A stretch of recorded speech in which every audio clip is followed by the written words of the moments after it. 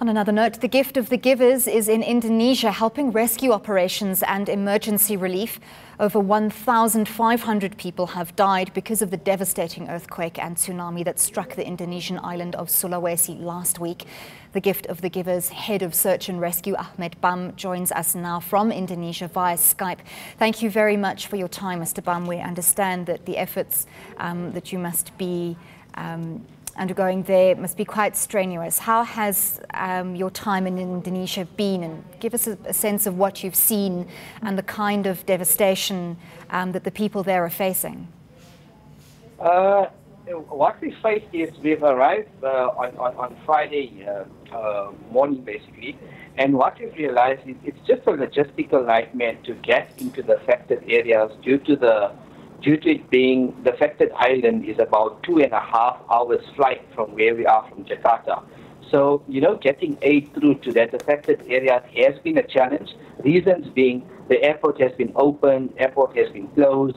Some airlines, like the bigger airlines, can't fly in, so your smaller chartered airlines or smaller engine airlines could fly in. And once that window period opens up, then only the much needed humanitarian aid is going in, the military is going in. So challenges have been just to access the areas. However, we've spent almost 2 days here in Jakarta, but we've been gathering supplies, we've been gathering some other equipment that's needed in the affected area, as we've been getting intel from the Disaster Coordination Center that's based in Palu, where the most affected area is. We will be flying through to Palu tomorrow, 4 a.m. Jakarta time, and we'll be taking through our much needed about 2 tons of aid through to Palu. And when we hit the ground, when we coordinate with the Indonesian disaster coordination, our search and rescue teams will be going out to some villages and some areas that have not yet been searched.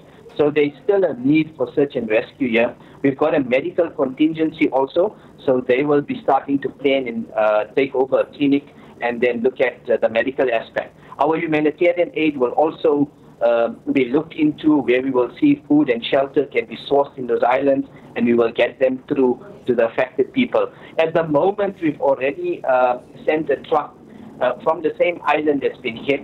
2 trucks are on their way to Palu with about 14 tons of aid that's going to be distributed on Monday when it arrives there. So challenges here has been to reach the affected areas. There's still the need for search and rescue from the visuals and the people on the ground here. And we hope to go tomorrow morning. Tomorrow midday we should be there, and we can give a better assessment. Mr. Bam, we also know that directly after the earthquake and tsunami struck, there were severe power outages. Communication was a serious problem. Have those issues been resolved in order to better enable our search and rescue teams to carry out their work? The bigger cities like Palu and other cities, power has been restored and network for cell phone has been restored, but it's on and off. So now and then you are getting network, you're not getting network. Some areas, you're not getting electricity at all. What intel we've got through today is at least water is available, food is starting to come in those bigger centers where the coordination centers are. But yes, the outreached areas, there's still villages that have not yet been reached. So when I mean search and rescue also that we're going to be going to, it's not just for looking for people under the rubble. So we want to reach those areas where no rescue teams have yet been, and the people that have been injured due to the tsunami or earthquake, we'd rather bring them to the bigger cities as well and rescue them for the medical treatment that's needed.